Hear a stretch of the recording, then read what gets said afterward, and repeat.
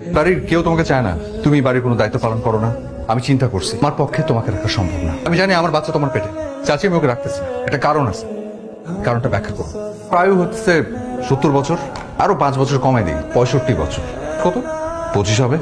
25 আর 65, 40 বছর হয়তো তুমি বাঁচবা। পরিবারের 6 জনের জন্য রান্না করার পারিশ্রমিক আমি যদি ধরি 100 টাকা, কাপড় ধোয়া 14,60,000, বাথরুম পরিষ্কার করো, ঘর মুছো 14,60,000, এই সব কটাকে যোগ দিই 43,80,000।